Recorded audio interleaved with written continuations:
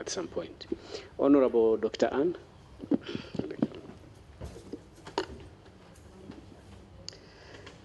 Thank you very much, Honorable Speaker, for the opportunity to contribute to the debate. And right away, I would like to thank Honorable Kim Gai for bringing this motion to the House. Honorable Speaker, I actually commend the Council of Ministers for adopting an EAC climatic change policy in 2012, which would actually mean that some of the things that we are seeing today would have been at a much lesser magnitude, because a lot of the disasters that we see today are climate-oriented, the floods, the landslides, the mudslides, and the droughts. Honorable Speaker, I would also want to commend this House for passing an East African Community Disaster Risk Reduction Bill, which I think would have also really contributed to quick response to the problems that are being experienced by East Africans today. But sadly, this bill, which would have saved lives and properties, has never been ascended to up to today. And I think this is something that should be noted, because it means since a long time ago, we knew we have disasters coming, and we knew we have a duty to respond quickly to those disasters. That's why that bill was enacted by this House, but unfortunately, up to today, it has not been enacted. Honorable Speaker, I also recall very well, earlier this year, Honorable Wada, in her effort to impact on us the importance of climatic change, she showed us a video of pictures of livestock and people. You could see the lifeless children and the carcasses of livestock and landslide and floods, people affected by it. And I felt that with those pictures, it would drive us to action. But up to today, that climatic change bill, which the Council of Ministers promised to bring this to this House for debate and enactment, has not come. Because personally, I believe, I support Honorable Kim Gai's motion, but I believe in prevention. Prevention is better than cure. There are so many things that this East African community could have done in areas of stopping mudslides, that is through education and preventing our people from building houses along mountain slopes, or preventing logging in areas where it will reduce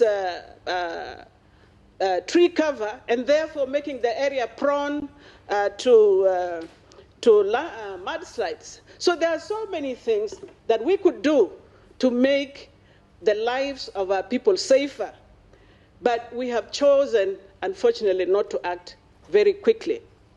So my emphasis is that there may be disasters from many sources, like diseases and so on, but I think the climatic change would have overall a much bigger impact on the lives of our people, and it's very, very important that we take care of that so that the magnitude of the suffering will be less.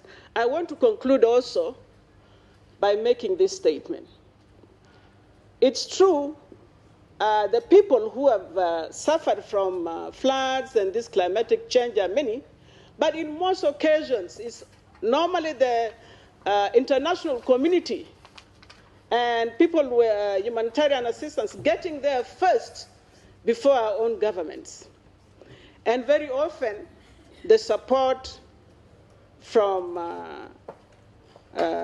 responsible authorities is too late and too little. And I think with this, I really support the fact that East African communities should pay attention, and most importantly, in establishing this disaster management fund as quickly as possible, because we can see disaster is not getting any less, it's getting more complex and more, and we need to have money ready to respond to the needs of our people. Honorable Speaker, I submit. Thank you, Honorable Dr. Ann. Honorable members, I have your list, so don't bother yourself standing up and down. I have your names. Honorable Victor.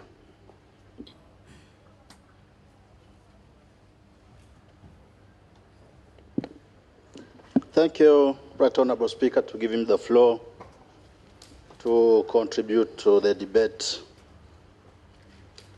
First of all, I want to thank Honorable Kim Guy for the motion that he brought for discussion before the House here. Honorable Speaker, the East African community has put in place a strong framework to deal with climate change, which is actually the cause of ecological disasters from which this region is very, very vulnerable.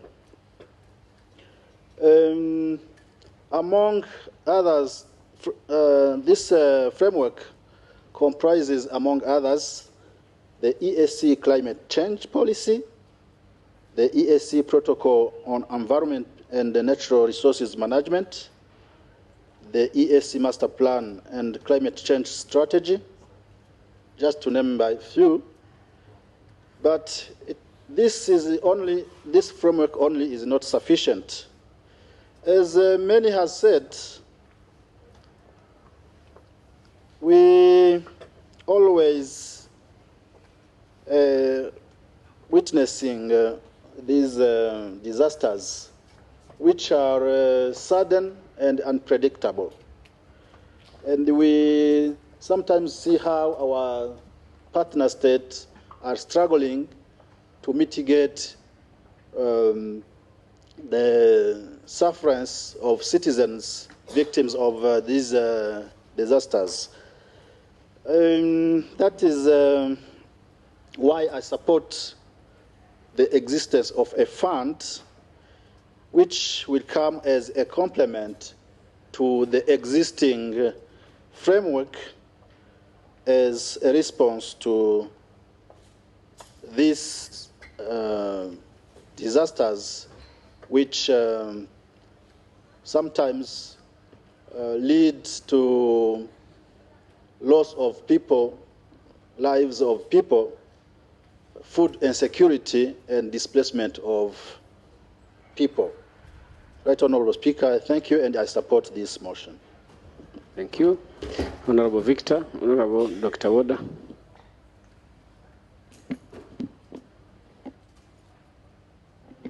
Thank you very much, Right Honorable Speaker, for giving me the chance to contribute towards this very important motion. And I would like to thank and congratulate my brother, Honorable Kim Guy, for bringing this timely motion. Right Honorable Speaker, this motion is a reminder of my motion, which I stood here, I think, in April, early April this year, and I moved this motion for the climate change, which was very important. And I thank the honorable members who really fully supported the motion. And I would like to remind the Council of Ministers, because by then they have, in your speech, Honorable Chair Council, you have promised us that you will bring this, that the Council is going to bring this ESC climate change bill, which is very important. And if that bill has been brought when it was adopted 2012, I think we could have not been talking about this effect now, which are happening in our areas. And by then, I gave a very illustrated research paper, which was showing the partner states and the effect of climate change on each and every partner state. And by then, I remember that the cyclone Eala, which hit Mozambique, Malawi, and Zimbabwe in 14 and 15 March, was just happening. And also, I thank God that by then, this country, Tanzania, was almost being hit by Cyclone Kenneth, which merely escaped this area, but the effect has been witnessed by the people, especially in areas of Dar es Salaam, Tanga, Pemba, Matuara, and this region, and I think some regions of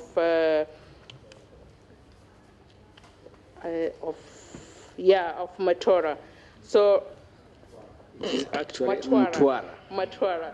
So, Right Honorable Speaker, you know, this last month, my country, South Sudan, really suffered from the flood. And out of 32 states, 28 states were flooded.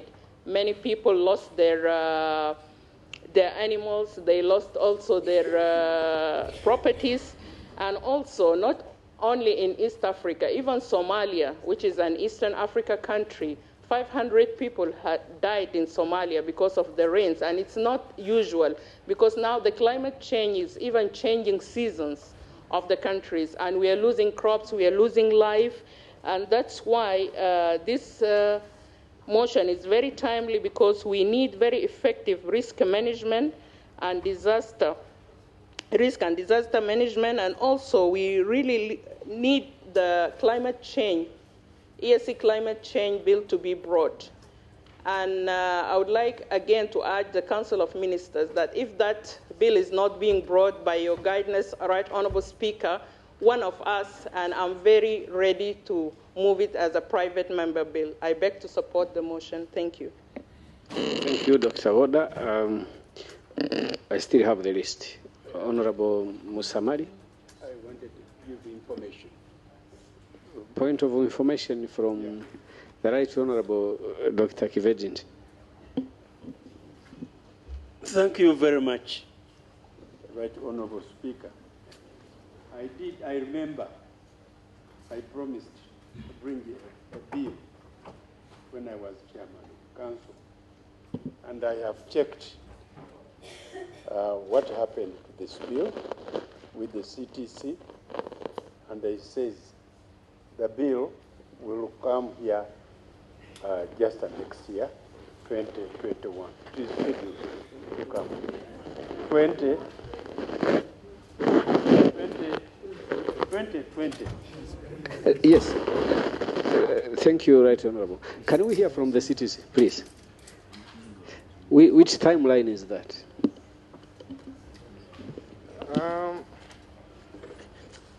I thank you, Right Honorable Speaker. As the Right Honorable Prime Minister was saying, the Council has initiated the process of formulating the ESC Climate Change Bill. The terms of reference have since been developed and adopted, and the Council has given an indication that the bill will come to this House in the financial year 2020-21. That's the next financial year. Okay, I think that is good news, but you see the mood in the House. We are getting impatient.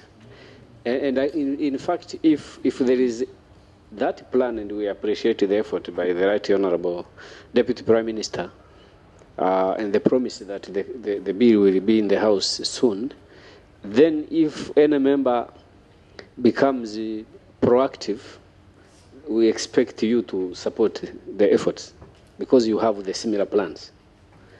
So we should expect to have a bill either from the council or a private member sometime soon. Honorable Musamari.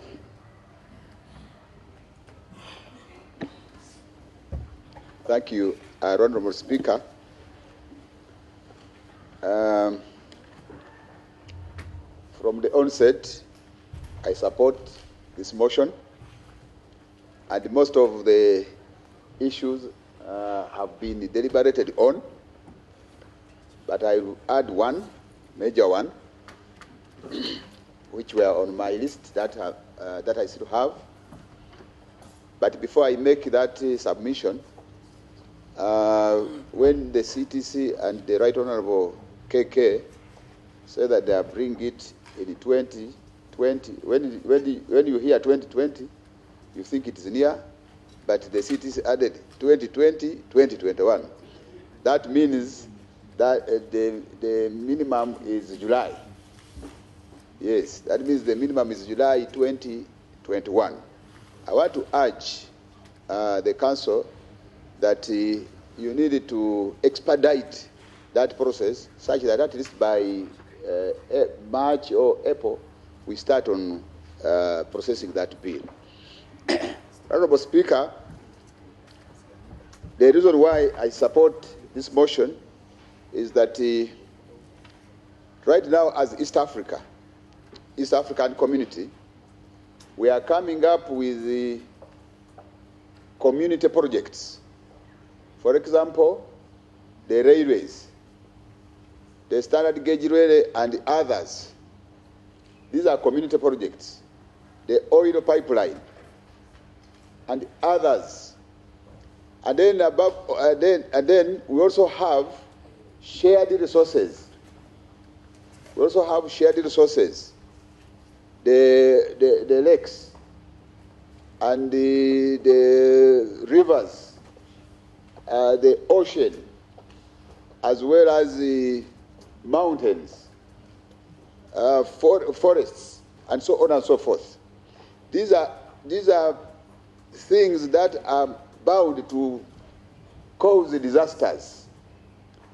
And for that matter, having a community fund to respond to disasters in the community is very important.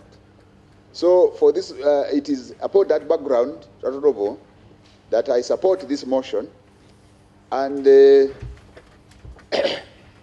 we put our resources together. As you are aware, united we stand, and divided we fall. The Americans have been having disasters. Of recent, I watched, and I'm sure many of you, or all of you, you have watched the wildfires. But they have not come to East Africa for aid. They have not come here for aid. So we need to put this to build confidence and capacity in ourselves, such that when we should not wait for it, but when the disaster occurs, there is a fund, and not only to wait when it occurs, but this fund will help to put in place mitigating measures. I also want to propose an amendment, Honorable Speaker, given the contributions from the members, that instead of saying that a fund to assist victims of floods and other environmental disasters, we say a fund, establish an emergency fund, an emergency response fund to assist victims of floods and other disasters. Because if we limit it to environmental, there are disasters that are caused by other factors other than the environment. I beg to submit, Honorable Speaker. Thank you, Honorable Musamari, Honorable Kasamba, and finally, Honorable Claude. We will close this one. Thank you very much, Right Honorable Speaker. And I join all my other colleagues who have made very good input in as far as our brother's motion. I congratulate Honorable Kim Guy for bringing a very important aspect, which is already a reality with us. Right Honorable Speaker, any country or any region could be considered a developed country. The biggest indicator is the ability to manage vulnerability, to manage disasters. It's one of the biggest indicators. And I want to congratulate the EAC for having put in place the disaster risk reduction and management strategy, 2012-2016.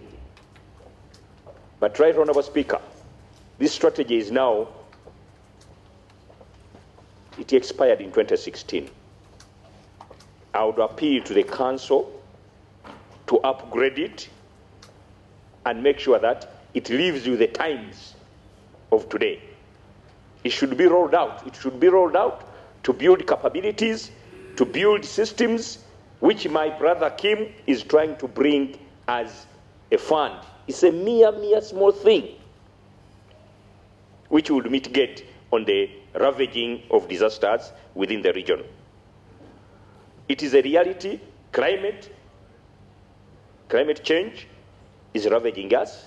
As my brother, as my sisters have already mentioned, the rainfalls which are coming within the region are going to leave us far behind the development plans we had envisaged in the various partner states. So it is very important to have early response mechanism, adaptation measures, and mitigation measures, which minimize fatality, at least of human life. I want to bring to the attention, my brother mentioned, Honorable Makame, the happenings of the earthquake in the Karagwe region and part of our area in the greater Bukoba region and the Ugandan side. A lot of life was lost, property was lost, but there were no joint measures undertaken as on a bilateral level. I remember very vividly His Excellency the President went and visited the Nangoma areas which had been greatly affected. He even got concerned with the Tanzanian side. He made a humanitarian donation to the people of Tanzania, of Karagwe, who had lost property and life. But the degree of response is not as adequate. This I am living with it as an experience, because even me, my community along the Mutukula border were greatly affected. And the level of response by government, by the departments of government, has not been forthwith. So when my brother brings a regional approach, I think time has come in to look at how do we finance emergency situations, not only at national level, because, for example, in Uganda, I'm aware, the Office of the Prime Minister has a disaster management policy in place and mechanism. We have disaster committees at district level and at sub-county level. Do we have a disaster committee at regional level to assess, is there any mechanism? We are assessing disasters at the region, whereby the Council of Ministers who sit here with us can update us. In fact, by now, we should have received a report, given the fact that the rains are ravaging the communities within the partner states. We've not received any report. So, Right Honourable Speaker, I want to commend the efforts being done, but also being proactive, the proactive actions. I want to commend the joint military efforts being undertaken at that level, the security mechanism. And I've witnessed keenly, when there is any disaster, we call upon our military personnel to come on board, to rescue, to bring on board mechanism for rapid response. The logistics and the actions which need at times to counter maybe landslides in Bududa has been handled by military personnel. In Kasese has been handled by military personnel.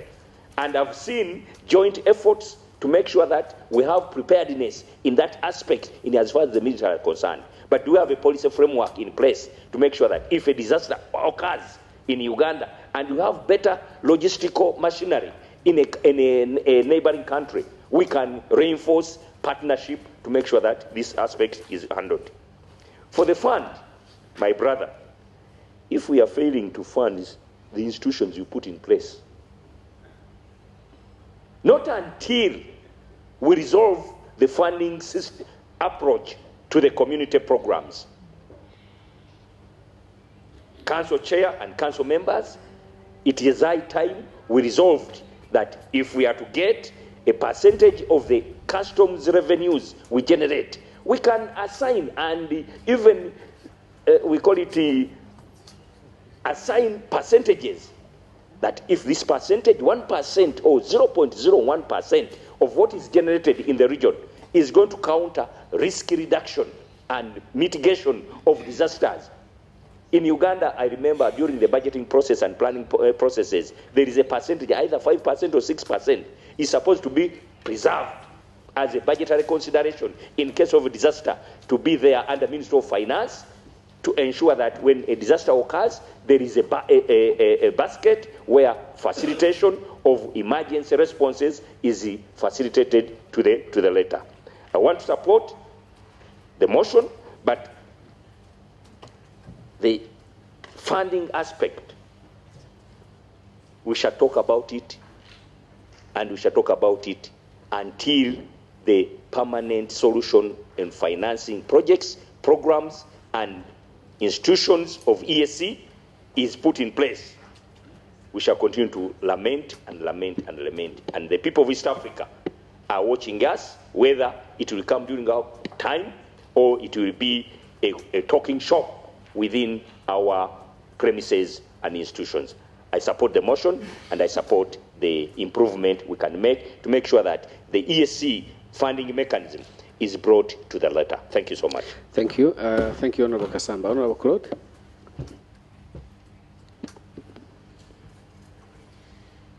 Thank you, Mr. Speaker. Disaster in our community and continent and worldwide is a reality. So I stand not to debate the effects of disaster, but just I want to debate on the proposed solution by our honorable member Kim Gai. I was trying to look at the definition of a disaster. First of the definition was given by Honorable Kimbisa.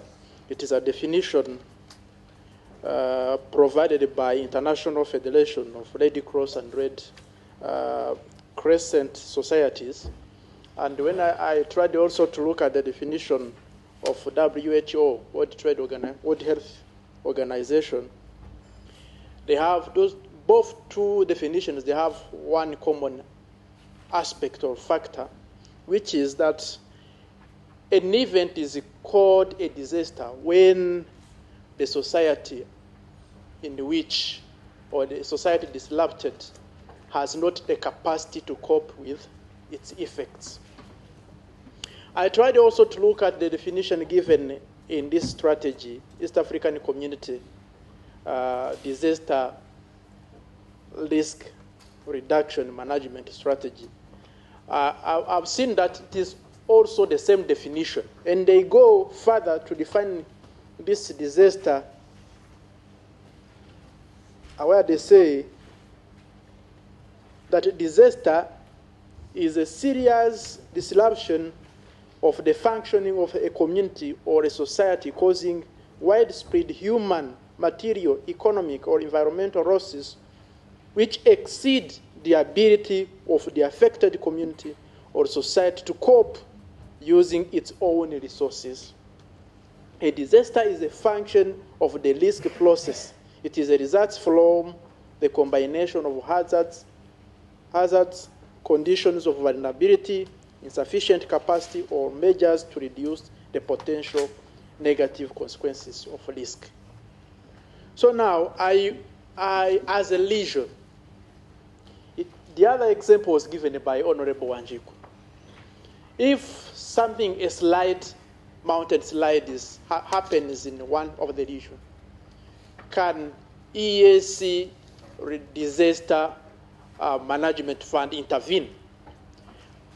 Do we have, as a region, the capacity to assess whether a particular country does not have a capacity to cope with the effects of that disaster?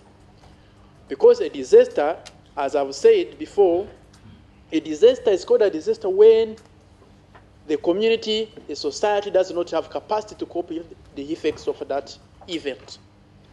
So now, I propose an amendment on this resolution instead of saying that we have to establish a regional disaster management fund, we propose that partner states establish national disaster management fund in order to address that ambiguity which can happen in the definition of a disaster. And I also appeal to the Council of Ministers to implement the priorities as set within this disaster risk reduction management strategy, where they say they have set almost 5 priorities. The first one is development of a NEAC disaster reduction risk management strategy.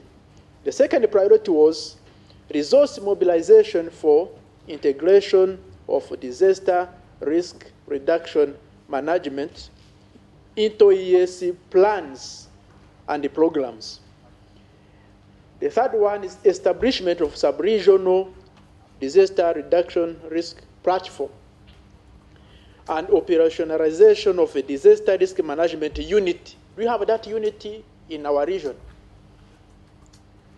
within EAC Secretariat, and also disaster risk reduction capacity development in the EAC sub-region. Right Honorable Speaker, if that amendment, I support this motion. Thank you. Thank you. I think we proceed now. Finally, because I had promised you, Honorable Noor, and further to the previous announcement, the forms you are filling for your SIM card registration requires that you also attach a photocopy of your passport. So because some of you may not have them here, know that the file is not complete until the two are together, the form and a copy of your passport. Thank you.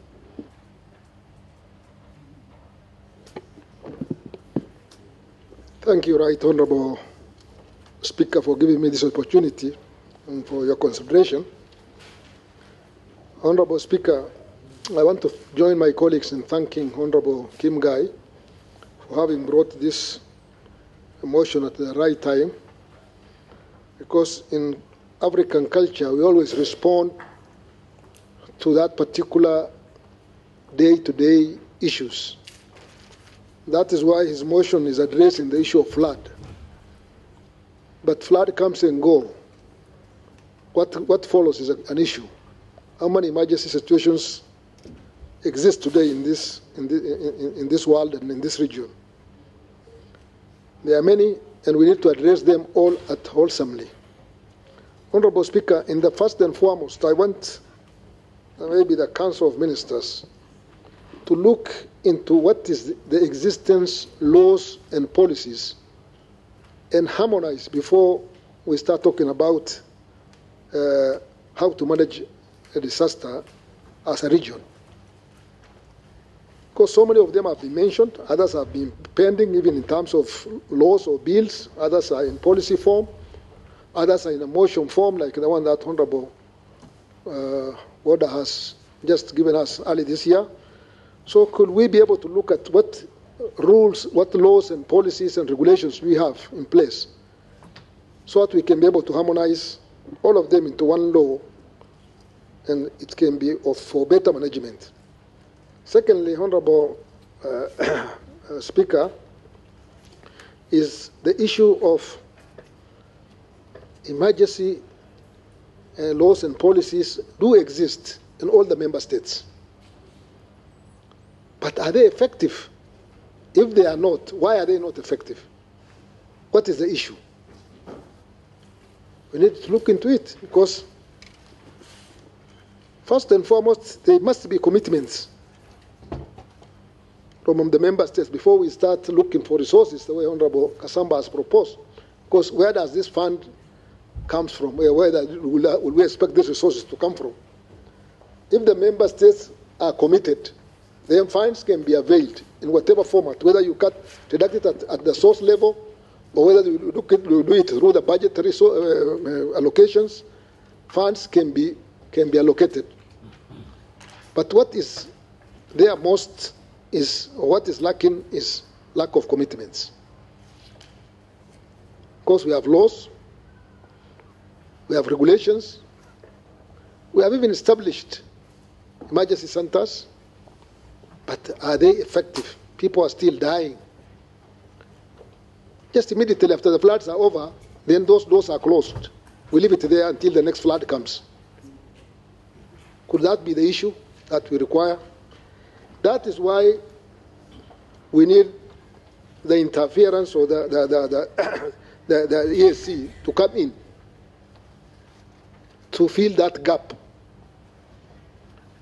Of course, Honorable Speaker, also the type of disasters that strike these days are not the disasters that we used to know. They are complex. They are more frequent in terms of occurrence, because we used to have floods maybe within a decade. We used to have droughts within a decade. But the occurrence of those emergencies at the moment are so frequent that at least the member states may not be able to cope up with those kind of situations. Therefore, we need to harmonize the existing laws in the member states and have one comprehensive laws that will be able to be established that can be able to manage this disaster. Disaster management is not an easy task because it is very complex. That's why I say it involves so many issues: medics, engineers, all sorts of kind of professionals that will be required when you are establishing those kind of centers. If I come to the essence of the motion, Honorable Speaker, which is the fund, as I said earlier, where do these funds come from? Is a question that we need to ask ourselves. If we mobilize the resources, which is very essential, the next question is who is going to manage? How are we going to manage? Do you have the capacity to manage? Because you have funds, and without the human resources or human capacity, then it will have no meaning. Therefore, we need to look at this aspect very comprehensively and very widely and address it once and for all, because I know, and I want to also propose that this fund should be managed independently outside the Secretariat as a trust fund, so that we can be able to attract donors and they can be managed by a different institution within EAC. And the other issue is about the mitigation. What next after those disasters have struck? In terms of floods, in terms of droughts, the mitigations is an issue that should not be forgotten just once and for all, once they are over. Because their occurrence is always going to be there to be with us. So we must be, it's a continuous process that we have to continue mobilizing resource. We have to continue building capacities for human who are going to manage those disasters. Therefore, we need to look at it very comprehensively, without just looking at it from the present point of view of floods that is with us. Therefore, Honorable Speaker, with those few remarks, thank you very much for giving me the opportunity. I rest my case. Thank you very much, Honorable Noor. Does the Council want to comment on this? Thank you. Thank you very much, Honorable Speaker. First of all, I would like to thank Honorable Kim Gai for his motion that we appreciate, a motion for a resolution of the Assembly to urge the Council of Ministers to urgently establish an emergency response fund to assist victims of floods and other environmental disasters. We have heard all recommendations from the floor, and we will study them for appropriate action. The Council is concerned by the phenomenon floods and environmental disasters, which have been more frequent in the world, and particularly in East Africa in the past years. Last year and this year, we have people who lost lives and properties in this community. And indeed, the Council has initiated a process for formulating the EAC climate change bill. As the CTC informed you, the terms of reference for the development of the EAC climate change bill have been adopted. In the meantime, the Council in 2011 developed an EAC climate change policy, an EAC climate change strategy, and climate change master plan for 2011-2031. And these are initiatives to address and guide the preparation and implementation of collective measures to address climate change in the East African community. And as the Right Honourable Deputy Prime Minister informed you, the climate change bill will be introduced in this House in the financial year 2020-2021. And we will, of course, expedite the process, and the Council welcomes collaboration in this regard. Thank you, Right Honourable Speaker. Yes. Thank you very much, Honourable Minister. And now, Honourable Kim. Thank you, Honourable Speaker. I will be very brief because I'm going to respond only in the amendment brought by my colleague. This motion I brought, it is in line with the East African Community Disaster Risk Reduction and Management Bill 2013. Therefore, in that bills, which are not assigned by the head of the state, there is space that a special disaster management plan which was proposed to be established by the bill to support the victim and activities related to disaster risk reduction and management. So what I propose here, right, Mr. Speaker, it is including in that bill. So I will not include those amendments by my colleague because it can make some contradiction with the proposed bill if it is assigned. Otherwise, let me thank honourable members who are participating in this bill, in this motion. Honourable Aden Kambisa Omar, Honourable Dennis Namara, Honourable Wanjiku Mohero, Honourable Dr. Abdullah Makama Hosni, Honourable Dr. Annie To, Honourable Victor Burikuhio, Honourable Uda Jago, Honourable Paul Musamali, Honourable Kasamba, Honourable Jan Claude, Honourable Adanur, and Honourable Chairperson of the Council and the members of Council who have been participate, and thank the Honourable members who are not also got time to participate. Thank you, Honourable Speaker. Thank you, Honourable Kim Guy. Honourable members, I now put the question that this Assembly do resolve to urge the EAC Council of Ministers to urgently establish an emergency response fund to assist the victims of floods and other environmental disasters. Those in favor say aye. Those against say nay. The ayes have it. So before the clerk comes in, honourable members, you can see the item that the clerk is about to call, which is a report, and a report on a very important subject. And I would imagine that this report is somehow voluminous. And when I look at the time remaining, I don't want it to interrupt the reading of the report. You know, it is easier to interrupt the debate and carry it forward to the next day than the reading of the report. So I suggest to skip this item and come back to it tomorrow and proceed with another item that I believe is shorter comparatively. So the next item, skip number 6.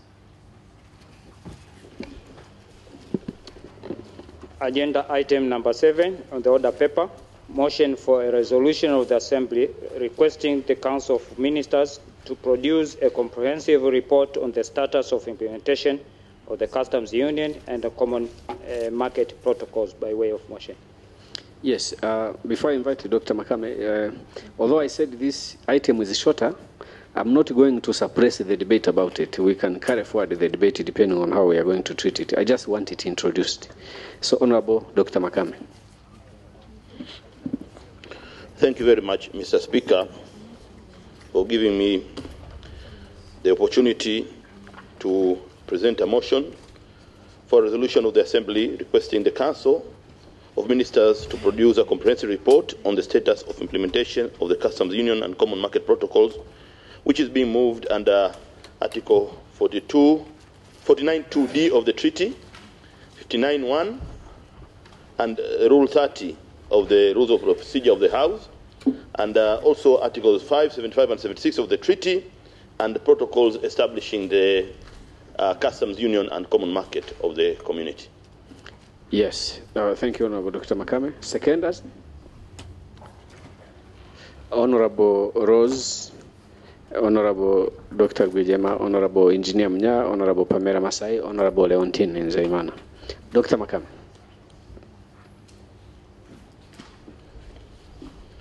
Thank you very much, Mr. Speaker. Mr. Speaker, the objectives of establishing the East African Community are enshrined in Article 5, and specifically Article 5.2 of the treaty stipulates that there are 4 stages of integration, which are mentioned to be customs union, common market, subsequently monetary union, and ultimately a political federation. Mr. Speaker, Article 75 and 76 of the treaty establishing the East African Community stipulate establishment of the customs union and common market regimes, respectively, as the first and the second stage of the EAC integration, as stated in Article 5.2 of the treaty. The EAC partner states ratified and began implementing the customs union protocol and common market protocol in 2005 and in 2010, respectively. Mr. Speaker, it is only the establishment of the customs union protocol that had a stipulated time frame, as stipulated in Article 75.7, which reads, for the purpose of this article, partner states shall, within a period of 4 years, conclude the protocol on the establishment of a customs union. Aware, Mr. Speaker, that Article 77 of the treaty forecasted the establishment of a common market through a protocol that would be concluded without prescribing a time frame to achieve that. To that end, Mr. Speaker, the monetary union and political federation stages were not even stipulated that they will have with their own articles in the treaty. They would come at a later stage. And the customs union protocol entered into legal force on 1st of January 2005, while still being under implementation, and the implementation of Article 11 of the Customs Union Protocol regarding transitional provisions on the elimination of internal tariffs, whose 5-year time frame was stipulated in the said protocol, partner states, without considering any comprehensive monitoring and evaluation report of implementation of the Customs Union, constituted a high-level task force to negotiate the EAC Common Market Protocol that was concluded. The negotiations were concluded in 2009 and entered into legal force in 2010. Mr. Speaker, and immediately after conclusion of the negotiations of the Common Market Protocol, and without considering any comprehensive monitoring and evaluation report on both the Customs Union and the Common Market Protocol, partner states constituted a high-level task force to negotiate the East African Monetary Union Protocol that were concluded in 2013. All this being done while also we were negotiating economic partnership agreements, EPA, with the EU, that would potentially result into implementation implications of the customs union and the common market. Mr. Speaker, now we are being aware that the evaluation and monitoring and evaluation and comprehensive implementation reports of the EAC Food Security Action Plan, climate change policy, as well as industrialization policy and strategy that were adopted by the summit of heads of state and government in very colorful events, and they seem to be very promising for the EAC people, but the implementation reports were not provided to the relevant sectoral council and the council of ministers. And Mr. Speaker, cognizant that Article 5 of the Monetary Union Protocol stipulates that the prerequisite of the Monetary Union, and most specifically Article 5.1, which says that for the purposes of establishing the Monetary Union, partner states shall fully implement the Common Market Protocol and the Customs Union Protocol. And the negotiations created this, negotiated that created this clause to emphasize the importance on the realization of full implementation of the first 2 stages of the integration. And concerned that there are serious implementation deficits in the Customs Union and Common Market protocol that needs to be addressed, that have taken more than a decade and a half to implement, and likewise serious deficit in the common market.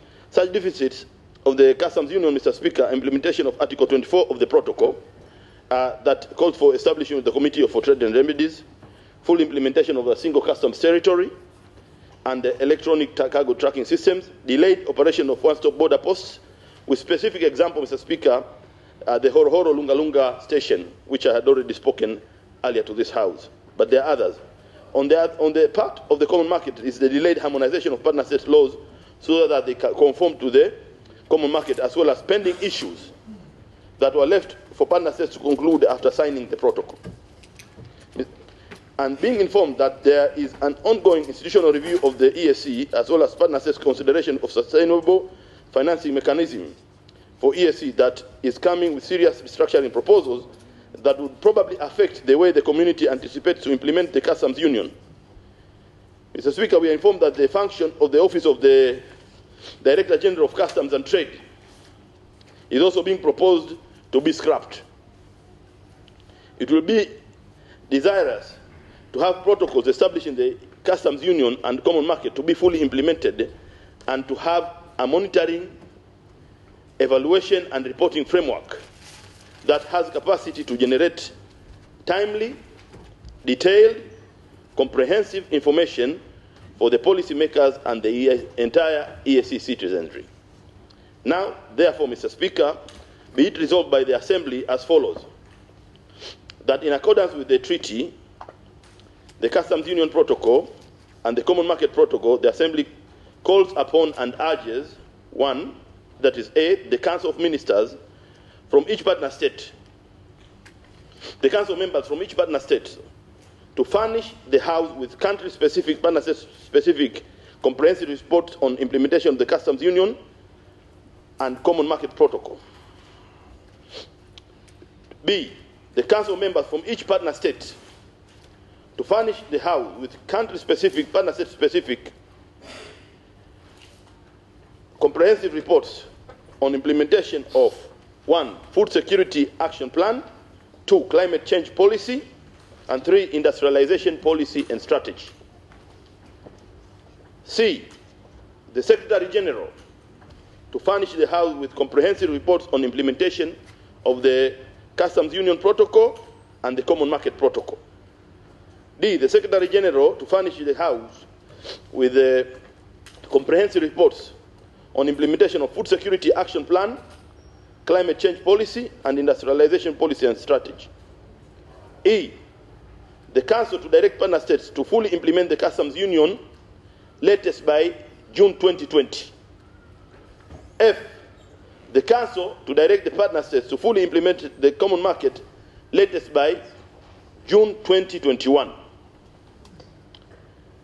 G, the Council to develop comprehensive monitoring, evaluation, and reporting frameworks that would track implementation of major action to be taken, adopted by the summit and other organs.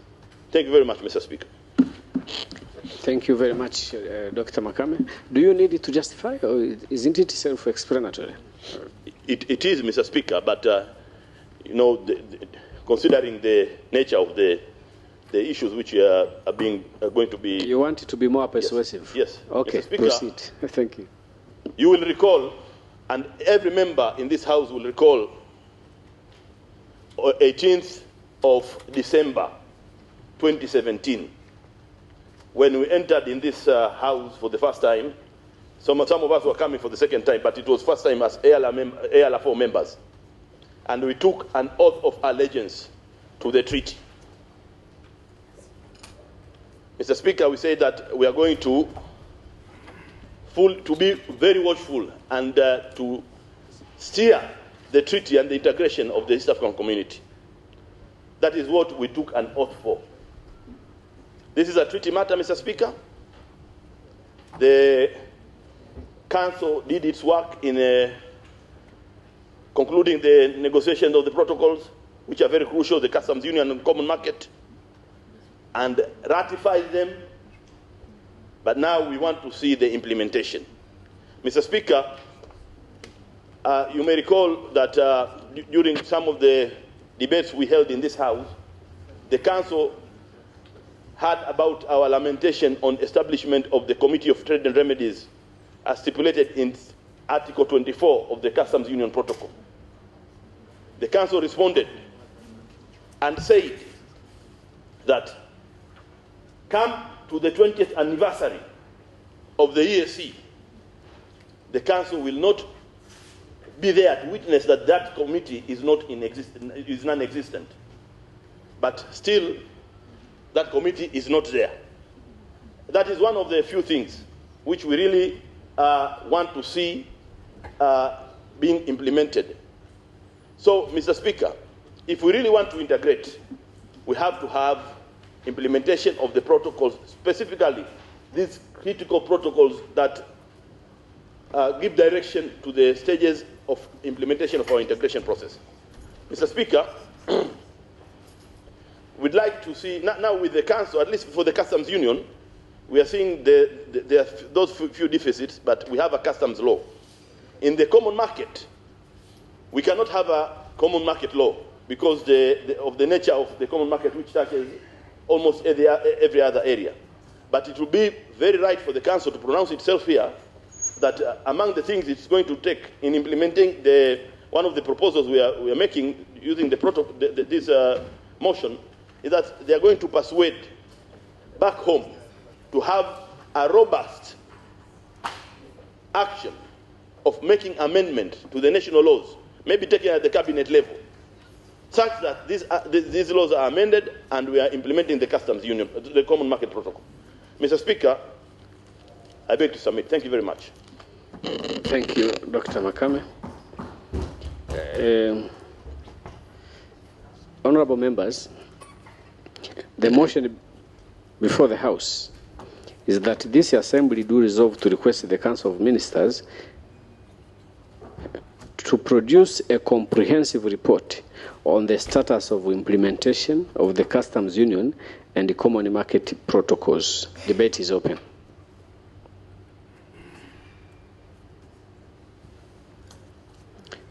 Well, members not ready to debate the report. Honorable Claude? Yes, thank you, but when you second a motion, there is a minimum you can speak about it. I mean, debating is not mandatory, because if I don't have anyone willing to debate, I go back to the mover and ask him to make final comments and to proceed.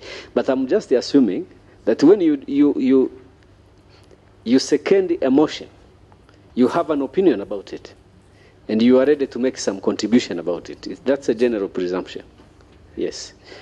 Honorable Claude and Honorable Rose Akol, Honorable Mnya, Honorable Leontine.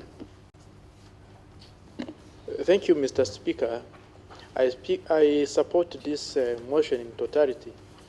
I accept a small amendment which can be done, because when you look at the resolution number B and the resolution number D, they are similar. They are the same. The first one is number B is to urge council members from each partner state to furnish the House with country-specific, partner state-specific, comprehensive reports on the implementation of Food Security Action Plan, climate change policy, and industrialization policy and strategy, which is the same on resolution number D. Thank you, Mr. Speaker. That's an amendment. I hope it is noted, and you try to put it in writing also. Honorable Rose Akol. Thank you, Right Honorable Speaker. Right Honorable Speaker, my interventions are just going to be few, because the motion is very straightforward, and I want to say it's self-explanatory. And the mover has also given in detail the issues as to why he is coming up with this motion. Right Honorable Speaker, I think it's a high time that there should be, we need to put it in the rules of procedure. The kind of reports we would require from members of council and the regularity within which they should be providing these updates to the House. Because it takes a lot of our time each time to request for some of these issues which seem obvious that we should be updated, but we end up not getting updated.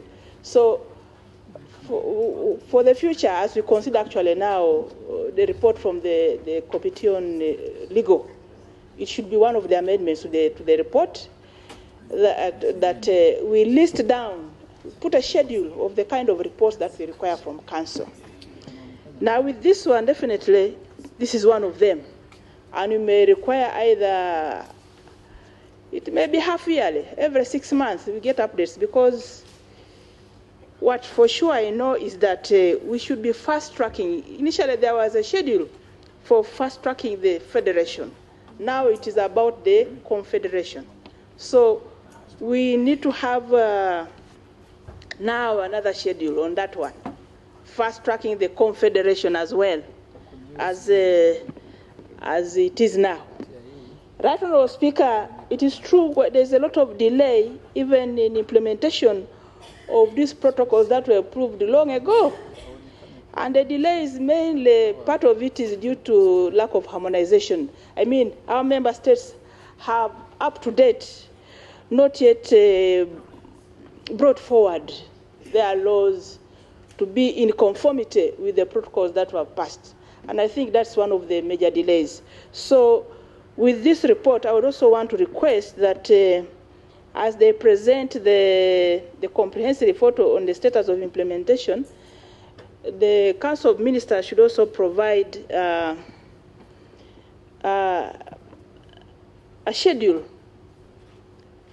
of those laws in their member states that are not yet, that have not been brought forward to match the protocols that have already been passed, and also give us timelines. They could give us a rough estimate of timelines within which we should expect these laws, harmonized with the protocols, so that we move on. Because right now, where we are, I think there are quite a lot of impediments because harmonization has not been done. So even going to the confederation becomes difficult because of some of these impediments. So, right, Honourable Speaker, I don't have much, only that I stand to support this motion in full with those few other additional requirements from the Council, and also definitely to the report that we will be debating here. I thank you, Right Honourable Speaker. Thank you very much, Honourable Rose. Honourable Mnya. Thank you, Right Honourable Speaker, for giving me the opportunity to debate on this very important motion. First of all, I would like to commend Dr. Makame for the very important motion he has brought before this Assembly. Well, Mr. Speaker,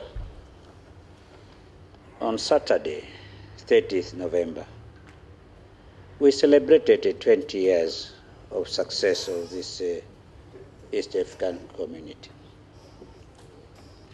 And it was a great event, and we were prouding ourselves for the success. But at the back,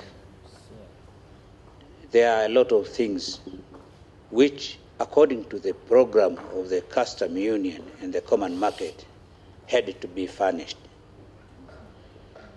We have recently passed the bill for the statistical, for the monetary union preparation, but we cannot accomplish this before fully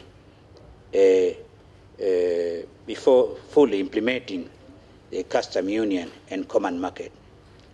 And in fact, there are still some problems around. So for this motion, it would be wise if the Council Ministers will do this assessment and the way forward and find out where we are stuck, why we have not finished implementation in order to complete the monetary union. And this is as a condition. That means to finalize or to fulfill the custom union and common market, is vital. It's not something that we can. So this motion has come to a time whereby it is very important for the Council of Ministers to make assessment and to find where we are stuck, and we have to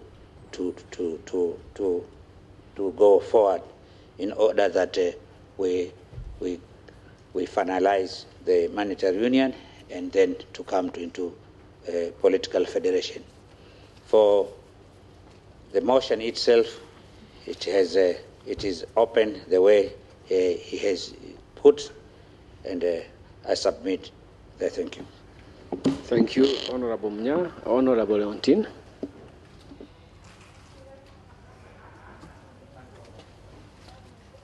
I think your microphone is not on.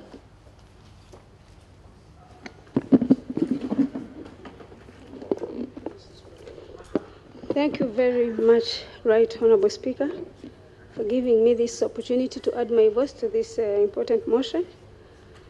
I stand to support this motion because I find it very important. The Common Market Protocol, it's true that the custom union has been really implemented, though not fully, but we can say that it is being implemented almost fully, which is really good. And the Common Market Protocol has been ratified in 2010, and we are now in 2019. It has been like 9 years back when the Common Market Protocol was ratified. And now we still have a long way to go to have it fully implemented. We have so many things to do, especially in the area of harmonization of laws. Our laws are still barriers to the implementation, are still obstacle to the implementation of this Common Market Protocol. And in the monetary union protocol, it is said that this the protocol will be implemented after fully implementation of the monetary union. And in this case, the non-implementation of the Common Market Protocol will constitute a barrier, an obstacle to the implementation of the Common Market Protocol. In this case, I really commend my colleague, my brother, Honorable Makame, for bringing this motion.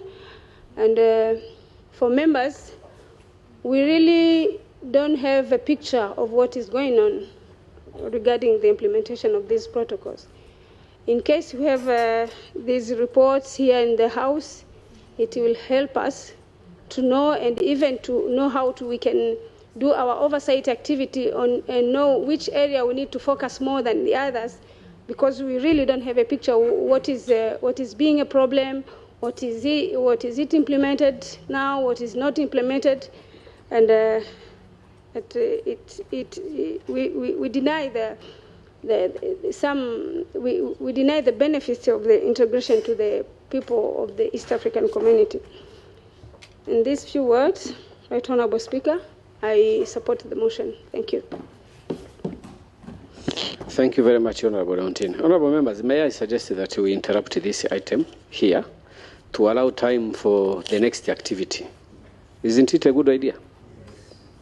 Yes. So let us be accountable for the remaining time by reporting at the right place where we're supposed to be after here. So I adjourn the House until tomorrow at 2:30.